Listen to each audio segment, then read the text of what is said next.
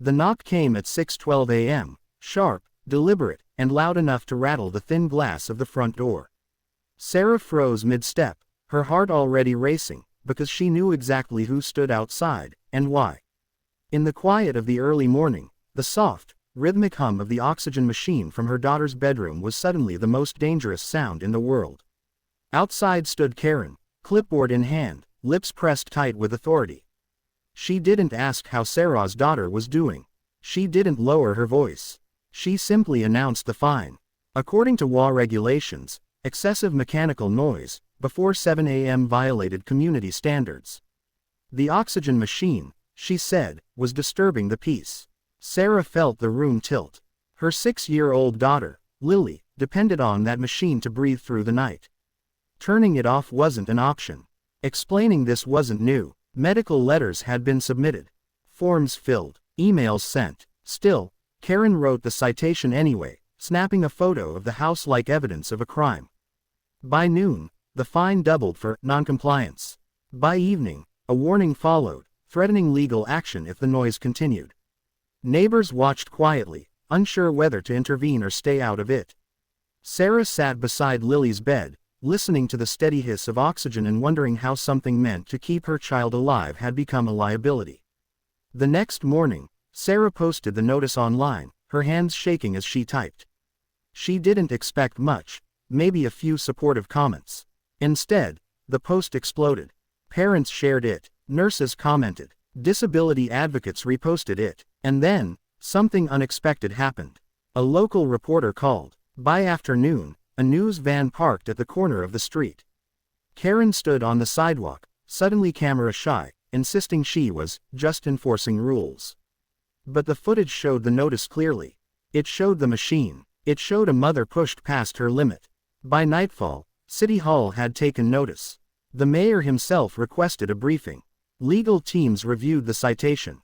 Emergency meetings were scheduled. What started as a quiet act of enforcement was now a public question about compassion, legality, and power. Sarah had no idea that within days, lawyers, doctors, and city officials would all weigh in, or that a single clipboard decision would unravel years of unchecked behavior. The sound that kept Lily alive would soon echo through courtrooms, council chambers, and living rooms everywhere, forcing people to ask a simple question: when rules collide with humanity, who decides what matters more? And who pays the price now today? By the next morning, Sarah's phone wouldn't stop vibrating. Messages stacked faster than she could read them, each notification bringing a mix of relief and anxiety. Strangers offered support, medical professionals confirmed what she already knew, and parents shared similar stories of being penalized for caring for sick children. What frightened Sarah most was how familiar the situation felt to so many people. At City Hall, the mayor convened an emergency meeting with legal advisors and the city's disability compliance officer. The fine issued by the HOA immediately raised red flags. Federal and state laws were clear. Medically necessary equipment was protected, regardless of noise ordinances or neighborhood bylaws. Any attempt to penalize its use could qualify as discrimination. The mayor requested all documentation within hours. Meanwhile, Karen doubled down. She sent another notice, citing media disruption, and accusing Sarah of damaging the neighborhood's reputation. The language was cold and formal, but the timing was disastrous.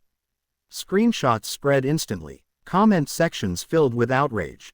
The narrative was no longer under her control. A local pediatric pulmonologist went on record, explaining that oxygen machines emit consistent sound by design and cannot be silenced without risking the patient's life. He called the fine dangerous ignorance. Disability advocates echoed the sentiment, emphasizing that accommodations were not optional kindnesses but legal requirements. That afternoon, a city inspector visited Sarah's home.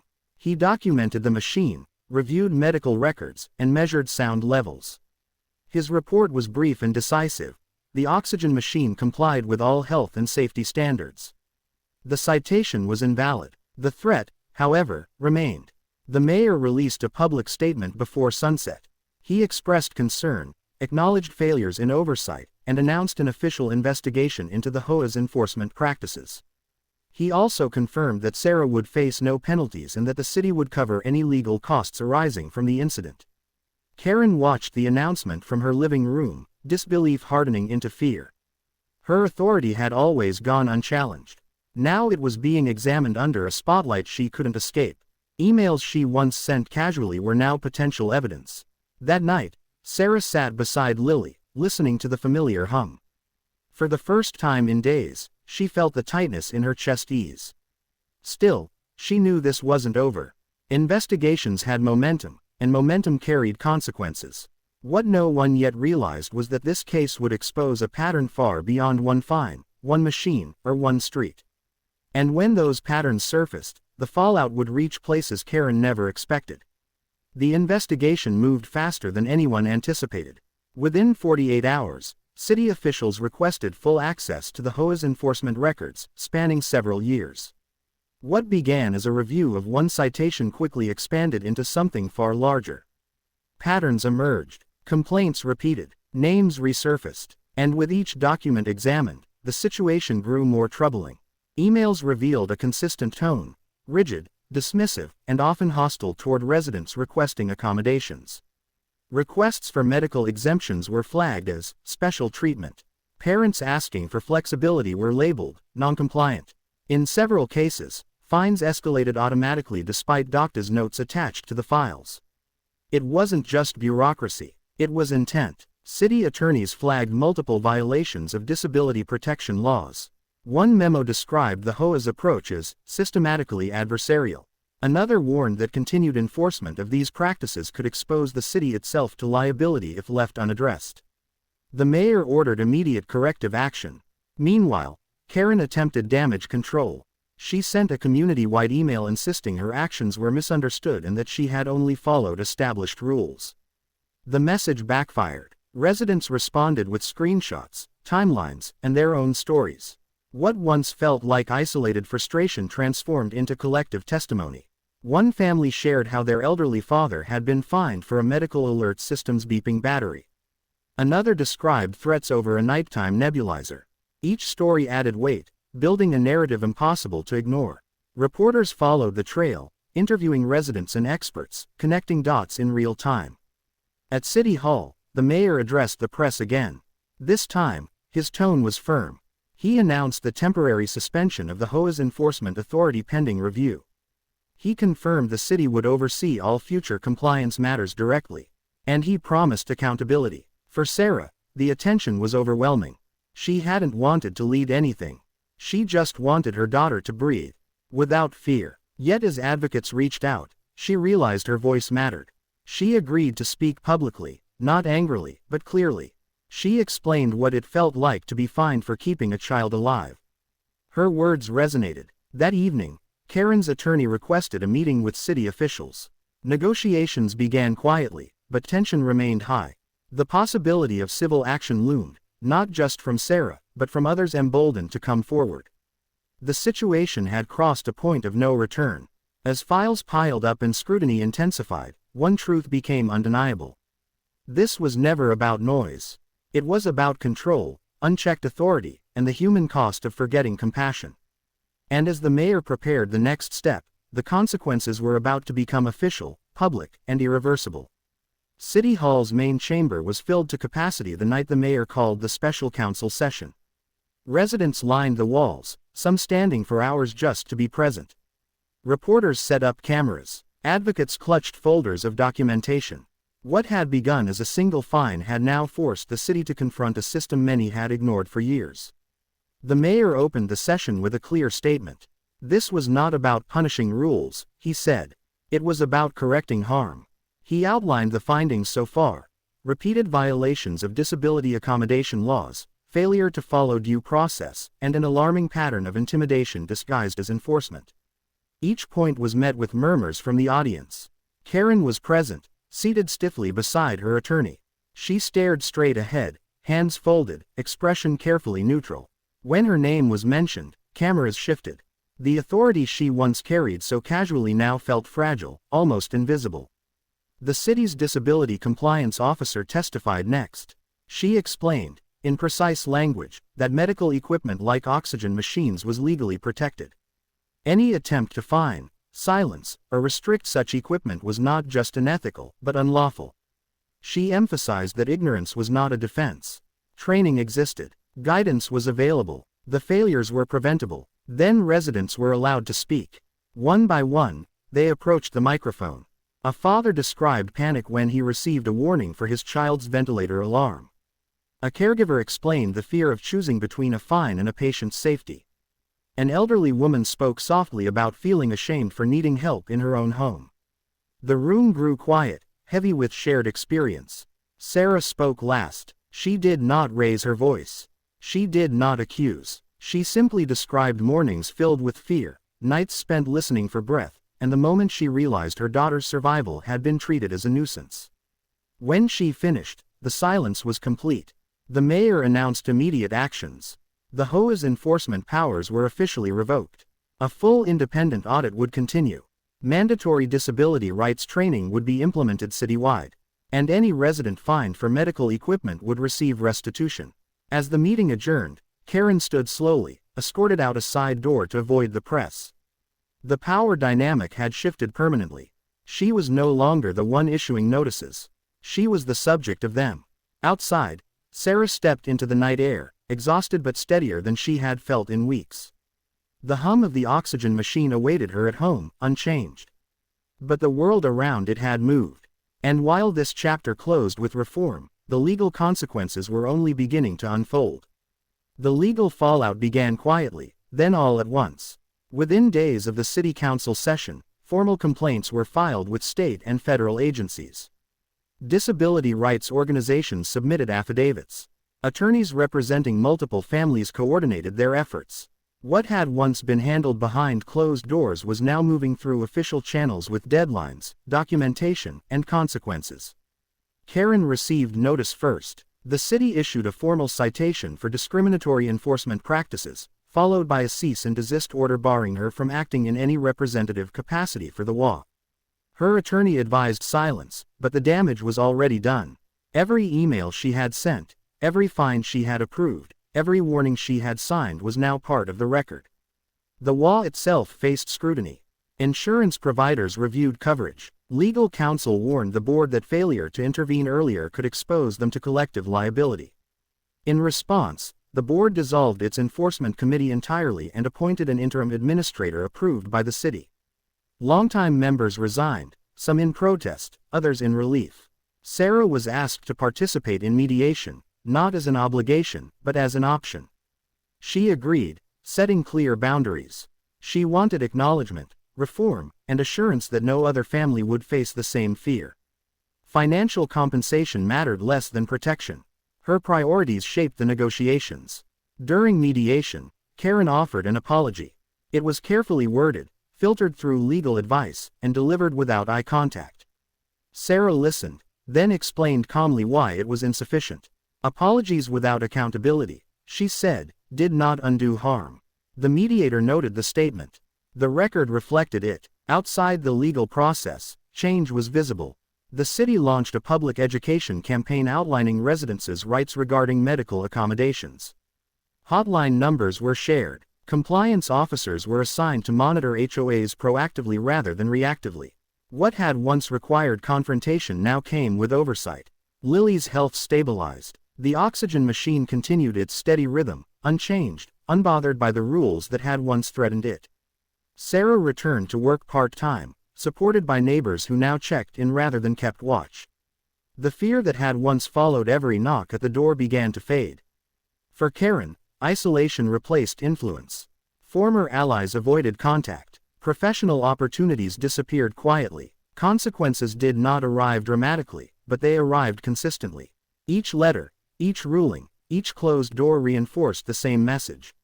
The mayor addressed the city again, summarizing progress and reaffirming commitments. He emphasized that enforcement without empathy was not governance. It was failure. The applause was measured but sincere.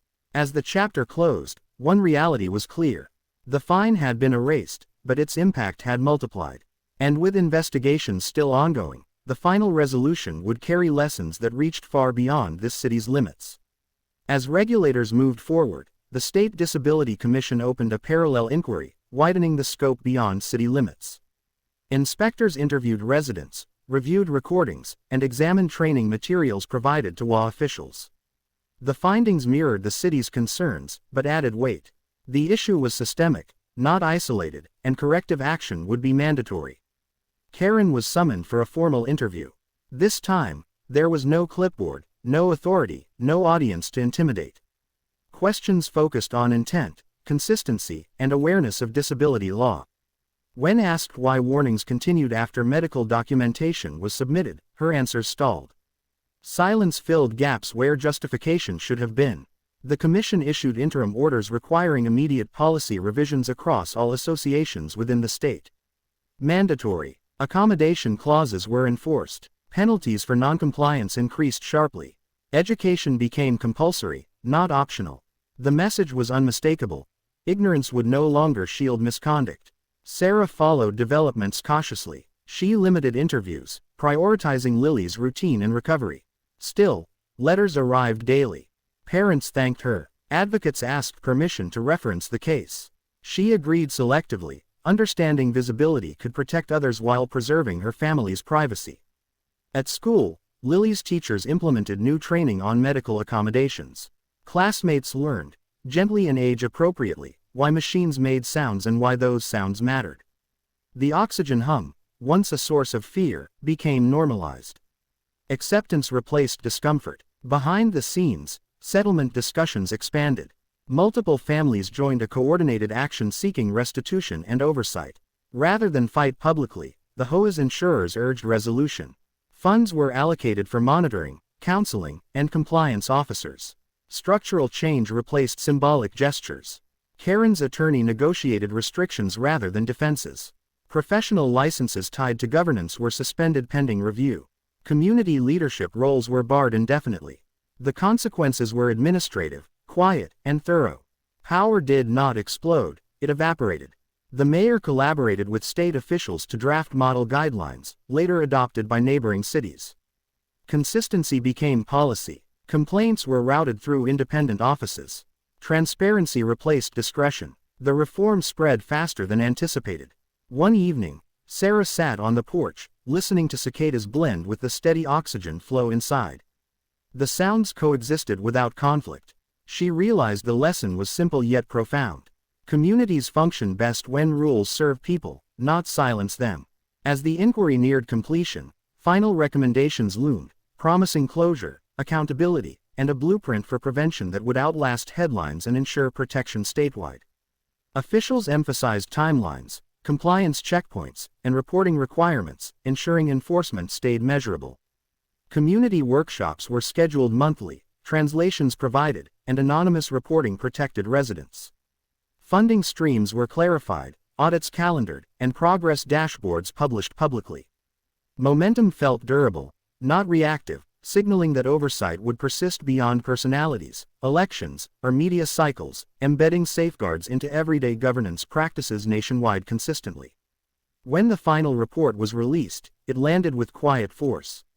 No dramatic press conference, no shouting headlines, just a dense document outlining failures, responsibility, and required change. Yet its impact was immediate. City council members referenced it line by line. State officials cited it in new directives. HOAs across the region received copies with deadlines attached. The report confirmed what residents already knew. Karen's fine was not a mistake. It was the result of a culture that rewarded rigid enforcement over human understanding. The language was precise, careful, and devastating. Terms like discriminatory application, willful disregard, and avoidable harm appeared repeatedly. There was no ambiguity left to argue. As a result, the state issued binding orders. The HOA lost its charter temporarily, placed under external administration until compliance benchmarks were met. Fines were refunded with interest. Affected families were offered counseling services funded by the association's reserves. Every enforcement action taken in the past 3 years would be re-examined. Karen was formally barred from any role involving residential governance. The order was permanent. Appeals were permitted, but unlikely to succeed. Her attorney advised acceptance. Resistance would only compound the outcome. She did not appear publicly again. Her absence became its own statement. Sarah read the report late at night, Lily asleep beside her. The language was formal, almost distant, but the meaning was personal. It validated every moment of fear, every explanation she had been forced to repeat, every time she wondered if she was somehow wrong for choosing her child's health over compliance. Community response followed quickly. Neighborhood meetings shifted tone. New leaders emerged, cautious and collaborative. Residents spoke up more readily, knowing oversight existed beyond internal politics. The atmosphere changed, not overnight, but steadily. Trust began to rebuild. The mayor addressed the city one final time on the matter. He emphasized that this was not an endpoint, but a standard. Systems would be judged not by how strictly they enforced rules, but by how well they protected people. His remarks were brief, deliberate, and widely shared. For Sarah and Lily, life narrowed back to what mattered. School routines, doctor visits, quiet evenings. The oxygen machine continued its steady rhythm, now just part of the background again. Fear no longer accompanied it. Relief did. Advocacy groups announced they would track compliance annually. Public dashboards would measure progress. The story had transformed from incident to infrastructure. Lessons were codified, protections embedded, and as attention slowly drifted elsewhere, one truth remained. Change had occurred not because power conceded willingly, but because it was confronted calmly, persistently, and in the open. Still, one final chapter remained. Accountability would not feel complete until its human impact was fully understood, and that understanding was about to surface in an unexpected way. Several months after the report's release, an unexpected invitation arrived at Sarah's door, not from media or lawyers, but from the city's public health department. They were organizing a regional forum on medical accommodations, policy enforcement, and community ethics. They asked if she would speak, not as a symbol, but as a parent whose experience reshaped policy. After days of hesitation, she agreed. The forum was held in a modest civic auditorium, nothing grand or theatrical. City officials sat beside nurses, teachers, HOA board members, and residents from surrounding towns. There were no protest signs, no chants, just an attentive room waiting to listen. When Sarah stepped to the podium, she paused, hearing the faint echo of her own breath in the microphone, then began. She didn't recount the fine in detail. Instead, she described mornings shaped by medication schedules, nights measured in oxygen levels, and the constant vigilance required to keep a fragile child stable. She explained how fear multiplies when authority feels hostile, and how quickly silence can become isolation. The room stayed quiet, not out of politeness, but understanding. Health officials followed, outlining new protocols inspired by the case. Clear escalation paths, mandatory medical liaisons for HOAs, training modules developed with disability advocates. What once depended on individual discretion was now structured, documented, and monitored. The system was learning. During a break, a woman approached Sarah with tears in her eyes. She whispered that she had unplugged her husband's machine at night years earlier to avoid complaints. Sarah felt the weight of that confession settle heavily. This, she realized, was the unseen cost of policies without empathy. The forum concluded with a simple commitment signed by every participating organization. Medical necessity would never be treated as a nuisance. Enforcement would pause where health began. The document wasn't symbolic. It carried accountability measures and review timelines. Implementation would be tracked publicly. At home, Lily listened as Sarah described the day. She asked why people needed reminders to be kind. Sarah smiled sadly and said sometimes rules make people forget, but stories help them remember. Lily nodded, then returned to her coloring, unconcerned with policy, focused on crayons and choice. Later that evening, Sarah received a message from the mayor. He thanked her for speaking and shared that other cities had requested the forum model. Replication was underway. What happened on one street now shaped conversations statewide. The oxygen machine hummed steadily as night fell. The sound no longer carried tension or threat. It was simply part of life, as it should have been all along. Yet the story wasn't finished. Because accountability isn't complete until those who caused harm face it fully, not just legally, but personally. And that moment was approaching. The final accountability came quietly, without cameras or announcements, but its impact was no less real. Months after the reforms took hold, Karen received a certified letter requesting her presence at a professional review board connected to her previous civic credentials. It wasn't optional. The board had reviewed the reports, the rulings, and the documented harm. This was the last unresolved consequence. The hearing was brief. There were no arguments, no emotional appeals. The board chair summarized the findings with careful precision. Authority had been exercised without compassion. Knowledge had been available but ignored. Harm had been foreseeable and preventable. The conclusion was unanimous. Her credentials were revoked permanently.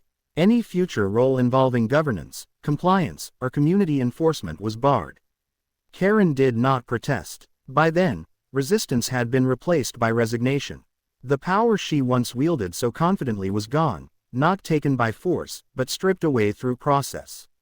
Accountability, Sarah later realized, often arrived not with noise, but with finality. Back in the neighborhood, life continued steadily. New leadership focused on cooperation rather than punishment. Monthly check-ins replaced surprise notices.